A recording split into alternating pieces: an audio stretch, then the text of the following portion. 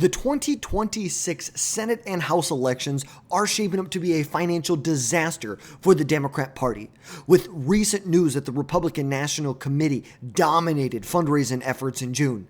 As of June 2025, the RNC holds roughly a $57 million cash on hand advantage over the Democrat National Committee. Roughly, right now, Republicans hold that they have $81 million cash on hand to the measly $15 million that the Democrat Party currently holds. Republican fundraising dominance is signaling a strong path to victory in 2026, while the DNC's internal chaos and financial struggles threaten their electoral prospects. But today, we are going to be breaking down how the RNC's fundraising juggernaut and the DNC's internal issues are setting the stage for Republican gains in the 2026 Senate and House elections. Now, look at the actual fundraising numbers from June. The RNC raised roughly $16 million in June alone, doubling the DNC's $8 million that they pulled in. Year to date, the RNC has amassed roughly $100 million in donations compared to the $69 million from the Democrat Party. A clear sign the Republicans have the cash momentum right now.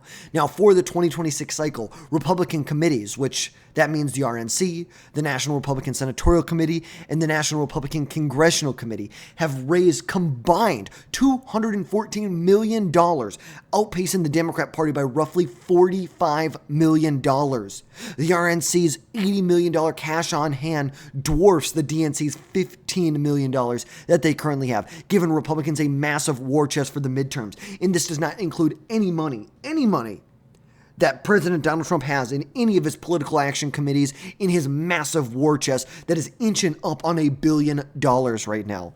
Now, some of the keys to the RNC's success for the 2026 elections and the fundraising is unified leadership under Michael Whately and loyalty to the Trump America First agenda. That has been really the infrastructure behind this. You have mega donors and grassroots donors alike that are energized with roughly 50% of funds that are coming from small dollar contributors. And the RNC's financial edge allows investment in voter outreach, preparing for any legal battles that they have to make, and laying the infrastructure in the swing states, in the competitive districts. You can get out there, you can fundraise, you can advertise, you can get your name out there even more. You can do so much with the cash. The cash advantage really matters this far out. You get close to the election, people's minds really start to get made up. When you're a year and a half out from an election like we are right now, advertising, what you can do with that cash, the infrastructure, the advertising, the voter outreach, that's what matters. But it's not just the cash. It also comes down to the actual data that's within inside of the Republican fundraising apparatus. It's not about just blanket, trying to, reach as many voters as they possibly can. It's trying to reach the right voters. Reaching the voters, get in front of the voters at the right time, who are going to make the biggest difference. We're not going to knock on every single door in a community. We're going to specifically target the people we believe are going to turn out, who maybe this can turn out more votes for our party. Now, as far as the DNC's cash struggle, this is nothing new. Nothing new by any means. It's like at this point, this is the lowest as far as cash on hand. They have $15 million cash on hand.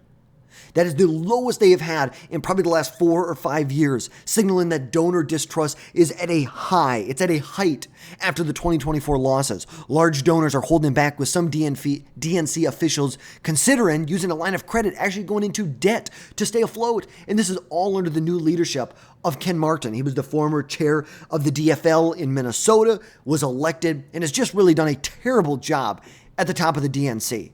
Now, grassroots fundraising, while it was up, $9 million roughly in February of this year, they rely heavily on small dollar donors, which is roughly 65% of the money they're getting is from people who are donating less than $200. Limited big ticket spending. Now, the DNC's $40 million that has been raised under Ken Martin in his first 4 months is overshadowed by the RNC's consistent outperformance.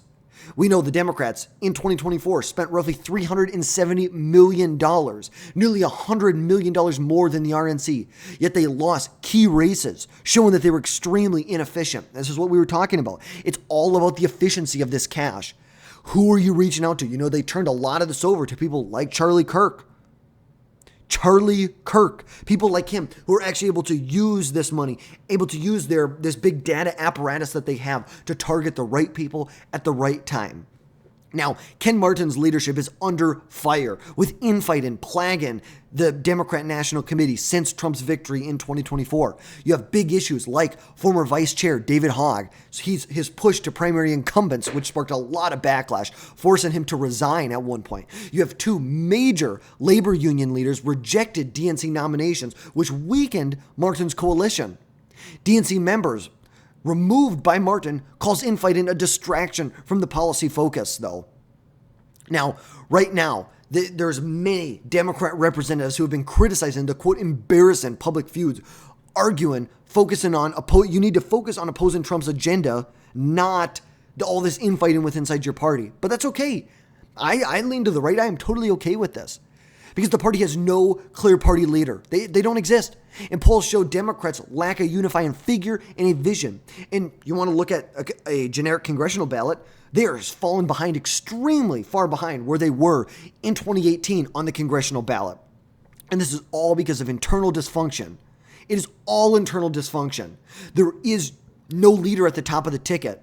There is no unifying figure in the party. And all of this dysfunction has alienated voters and donors, handed Republicans a strategic edge going into 2028. But I'm not going to sit here and just say that just because they have cash means they're going to win. No.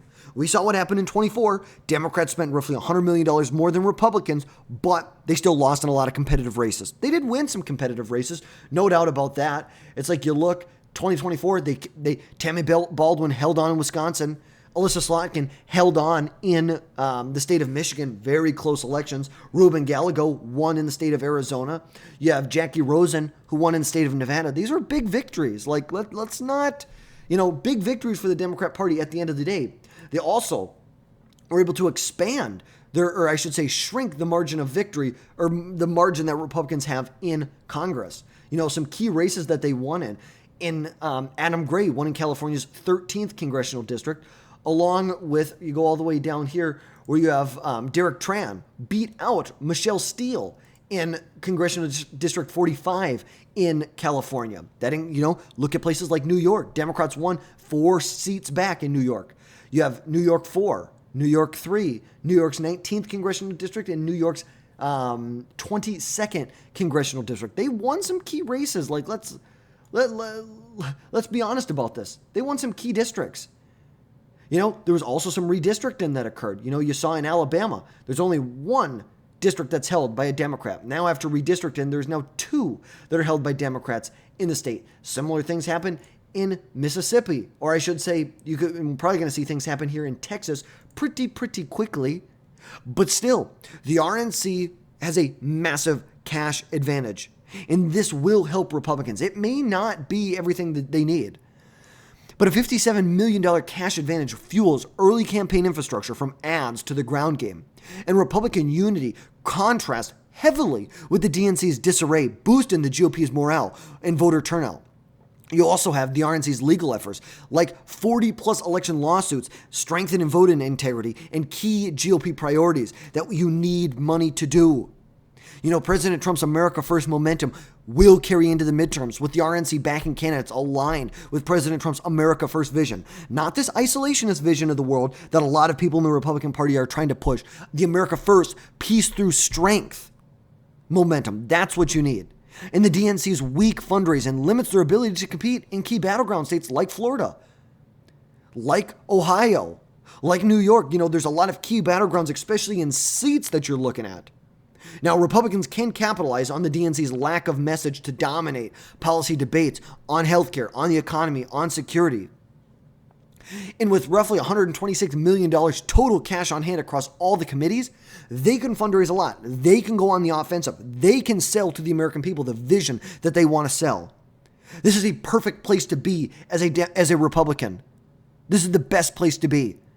You have a cash advantage early. You can get out. You can set the tone of the 2026 midterms. You can get out in front of this. You don't have to sit back and wait for Democrats to set the tone. You get out and set the tone right now. But to wrap things up and to conclude things, the RNC's fundraising dominance, with $57 million more cash on hand than the DNC, sets Republicans up to crush in the 2026 elections. Now, DNC internal chaos and financial woes signal a party in disarray, unable to counter the GOP's momentum. And Republicans are building a machine to protect their majorities, driven by unity in President Trump's America First agenda. So, folks, stay tuned for more updates on the 2026 elections, where fundraising is at, and what is shaping up to be the 2026 Senate and House election landscape. But as always, folks, drop down below, hit that subscribe button, make sure you smash that like button, and make sure, folks, you never miss another video from us again in the future. And folks, we will catch you next time.